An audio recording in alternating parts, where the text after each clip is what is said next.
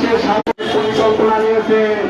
আমরা urban primary health কেয়ারের স্বাস্থ্যকর্মীরা তাকে সাধুবাদ জানাই।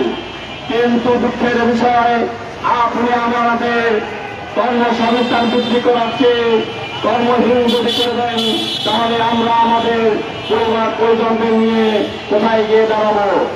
আপনি তো বলেছিলেন বাংলাদেশে কর্মসংস্থান বৃদ্ধি করবেন, সেখানে আজ আমরা 4,382 জন স্বাস্থ্যকর্মী চাকরির অনিশ্চয়তা ভুগতেছি। আপনার দৃষ্টি আকর্ষণ করে এতটুকু বলতে চাই, আপনি আসুন, অথবা আমাদের কর্মকর্তাদের আপনার সাথে দেখা করানোর জন্য সেই ব্যবস্থা করবেন। আপনি আমাদের কর্মকর্তাদের মুখ থেকে শুনুন, আমরা পরিত্যক্ত অবস্থায় আছি নাকি এখনো কর্ম চালিয়ে যাচ্ছি। আপনাকে যারা তথ্য দিয়েছে সেই তথ্যটি অবশ্যই আপনাকে মিথ্যে তথ্য দিয়েছে। আওয়ামী লীগের দোষরা যারা আছে তারা এখনো আপনার চারপাশে ঘুরঘুর করে আপনাকে বিপদে ফেলানোর জন্য পায়চারা করছে। দীর্ঘ 17 বছর যারা চাকরি করেছে আজও তারা আবহাওয়া বসে আছে আপনাকে দুর্দশা, আপনাকে কেউ প্রতিপন্ন করার জন্য, দেশে অরাজকতা সৃষ্টি করার জন্য এখনো তারা পায়চারা করছে।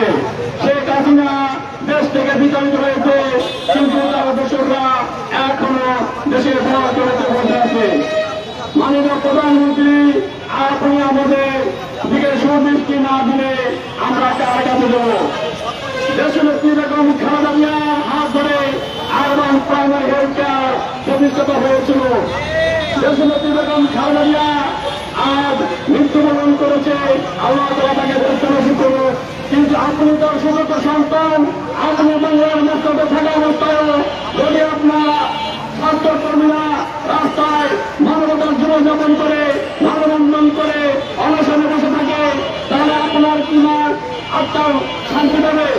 আপনি কি এই দেখে সুস্থ হবেন যে আপনার মায়ের হাতে ধরে তৈরি করে বেরোতা আরবান প্রাইমারি হেলথ কেয়ার আজ স্বাস্থ্যকর্মীরা মানবতার জীবনযাপন করতেছে?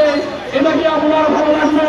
মাননীয় প্রধানমন্ত্রী, আপনি আমাদের পাশে সচিবালয়ে অবস্থান করতেছেন, অবশ্যই এই কথাগুলো সিপিএমপি, বিজেপি, এনএসআই তাদের মাধ্যমে আপনার কান পর্যন্ত পৌঁছে যাচ্ছে।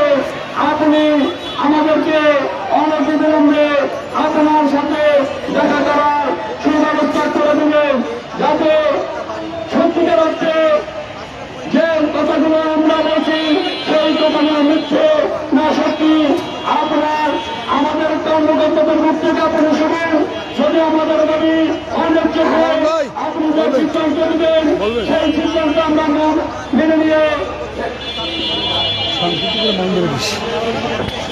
এখন আমাদের সাথে আমাদের সামনে বক্তব্য রাখবেন